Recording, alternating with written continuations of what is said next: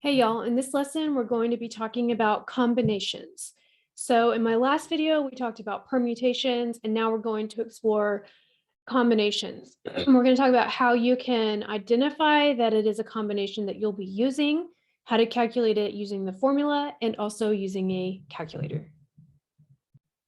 Combinations are going to be a little less restrictive than permutations, and we use them when repetition is not allowed still, but order is not important. So in permutations, we talked about how winners of a race or officers in a club where there were clear positions and there was clearly like first place, second place, third place, and the order mattered.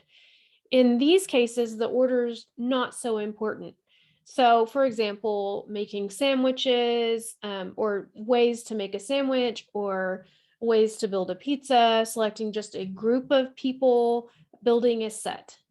So selecting a group of people, that might be confusing because in the last video, we did talk about selecting ways you could photograph 5 friends or ways that you could choose 3 officers.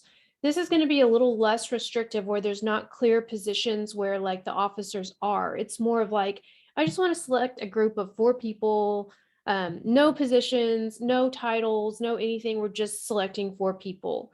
Then that's going to be a little less restrictive. It's going to be a combination. Now, if there's clear positions where they're going to, or offices or places or whatever where they're going to stand or titles that they're going to hold, that's permutation.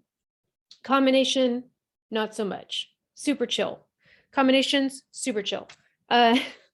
So we have, this is going to get fuzzy in the beginning, but it's going to start to make a lot of sense. And basically what I'm doing in this first example is I'm walking you into the formula for a combination and where it comes from and how it differs from a permutation. So stick with me on this.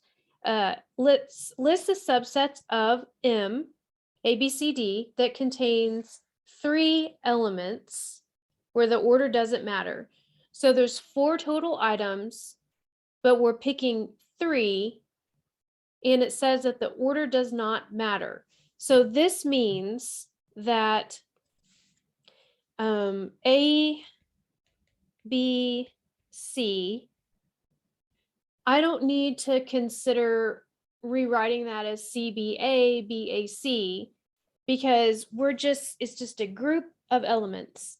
So we're taking, for example, if I had a class of, well, that'd be a small class, but class of 4 students, and I'm just grabbing 3 to go to my office with me to help me carry something. I don't know, that's a weird example, but I'm just taking 3 people. There's no titles, no offices, no positions. I'm just taking 3 people. It doesn't matter if I shuffle them around, it's still just 3 people.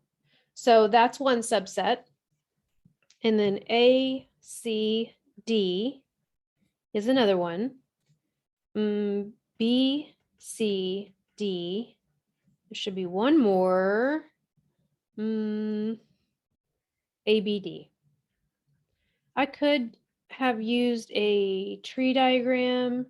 I had shown this in one of my previous videos where you have the elements listed out and you say yes or no, and then you build your subsets that way. But there's only 4, so it's okay. It worked out. There are only 4 subsets when order doesn't matter. So we're kind of talking about a situation with combinations because the order doesn't matter. There's only 4 subsets. Now, if I change it up a bit and I say order does matter, now we're talking about permutations.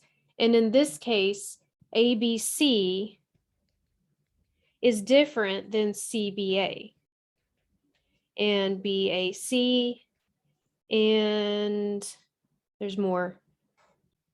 Okay, this was a situation where I got stuck here and I ended up doing a tree diagram from, what was that? Fundamental counting principle, I think, where you have the first element in the set, second element, third element, and then A could go to B or C, and then from there you go to C, and then here are the only options B. So it's kind of a modified tree diagram here, but I got stuck. So I had to kind of organize my thoughts a little bit with this tree diagram. And then this built my subsets. So if I have the subset ABC, there's actually 6 different ways, 1, 2, 3, 4, 5, 6 different ways that I can arrange A, B, and C if order matters. So this is saying that if these are people and I need them to sit in chairs in the classroom, then ABC is a different arrangement than ACB is a different arrangement than BAC, BCA, CAB, CBA. Those are all different arrangements. So there are 6 different arrangements of just ABC. So if I were to continue this process with ACD, then there's again 6 different arrangements. And then if I continued it for BCD, there's again 6 different arrangements. So for every subset, there's 6 different arrangements of that subset, which means 6 times 4, now there's 24 different arrangements of each subset. Or I said that wrong. Different arrangements of the subsets. So I mentioned that these represent permutations because the order mattered, and that gave us more options because I had to rearrange. And then combinations, there were only 4. So the next question is, what portion of the permutations were also combinations? 4 of the 24 were combinations. So a 6th of them. So if I said a 6th of the permutations, then I could rewrite this a 6th of, how do I want to do this? Okay, I want to do a 6th of, and then I'm going to use the formula for permutations, 4 choose 3, 4 choosing 3. This is all going to come together. Trust me. I'm going to explain this in just a second. Don't worry. Hang in there with me. So we have a 6th of the permutations. And then we can simplify. 1 factorial is just 1. And if we keep going, 3, 2, 1, 6, then we just end up with 4 if we simplify that. So when we're finding combinations, I want to point out that 4 is the same as this 4 up here when we just listed them out. So what we're doing is we're finding a fraction of the permutations because they represent a small portion of the permutations. And that helps us build our formula for combinations because 6 is a disguised 3 times 2 times 1, and 3 was R. So I just think this is so cool. You may be like, what are you talking about? But I just think this is so cool. So if I've lost you on the formulation of the formula here, then just you can get by just remembering this formula. This formula is found by finding the fraction of the permutations that are combinations. So if I did 1 over r factorial, because 6 was r factorial in disguise, a fraction of the permutations, and then I simplify, then I end up with the formula for combination. Isn't that so cool?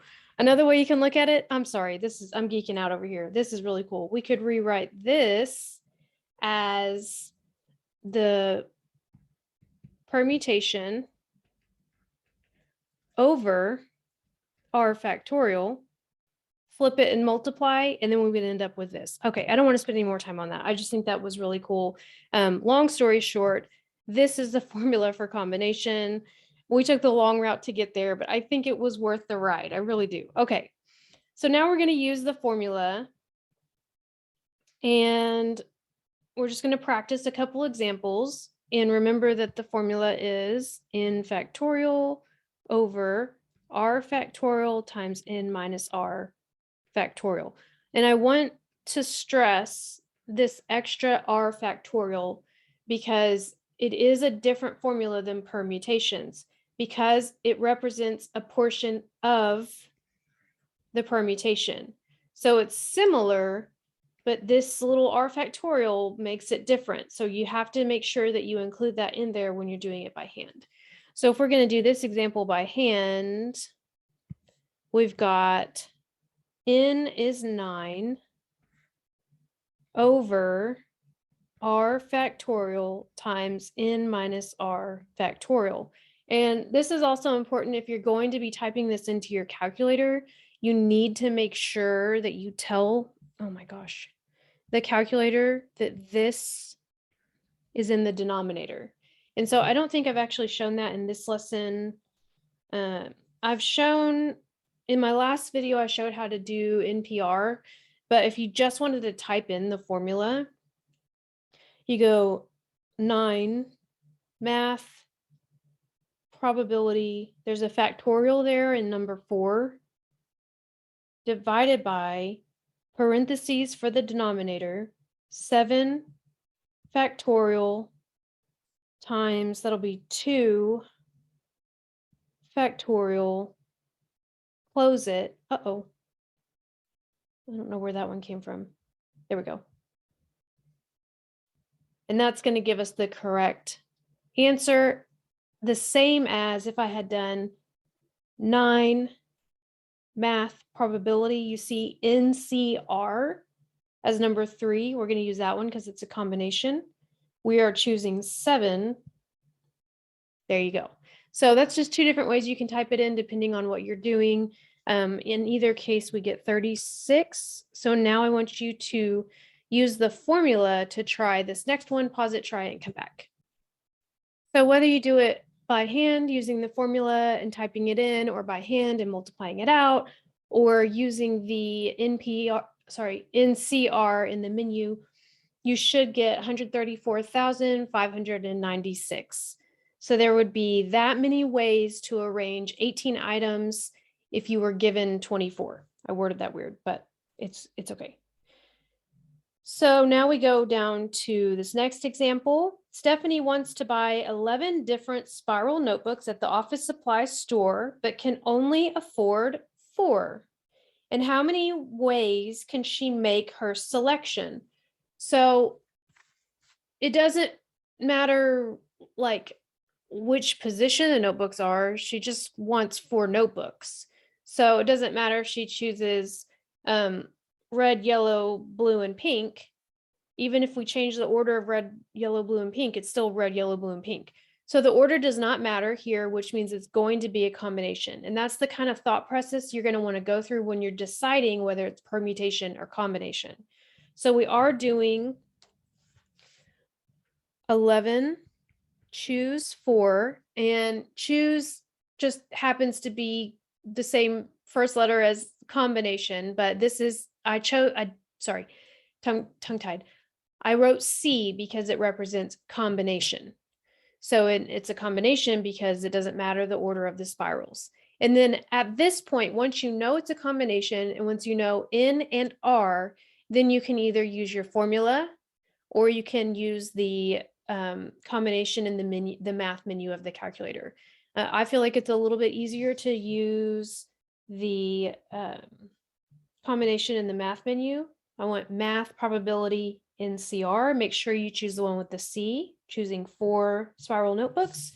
So there are 330 ways to choose 4 notebooks, spiral notebooks, from 11 different notebooks. All right, so I have a little summary here. If you watched my previous video, just to kind of decide which is which, and then just summarizing how we find those. So permutations and combinations, we're selecting R items from N items. And in each case, repetition is not allowed.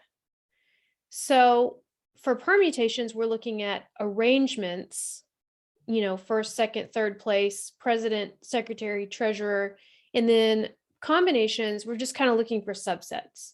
So it doesn't matter in the case of the notebooks, it doesn't matter if you did red, yellow, blue, pink, that was the same as blue, yellow, red, pink. It's the same, it's just one subset.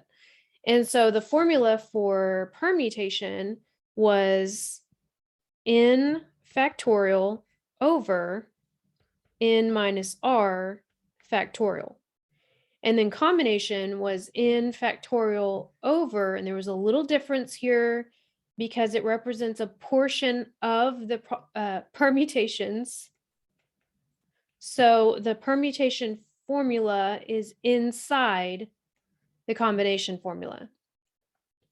And then clue words here are places, positions, offices, arranging, anything like that. And then clue words here are groups, subsets, let's see, sample, selection, anything like that. So there's a good summary. You might screenshot that in case you need it to help you study, but that's all I have for this lesson. I hope you enjoyed it. If you have any questions, please let me know. I'd be happy to help, and I'll see you in the next one.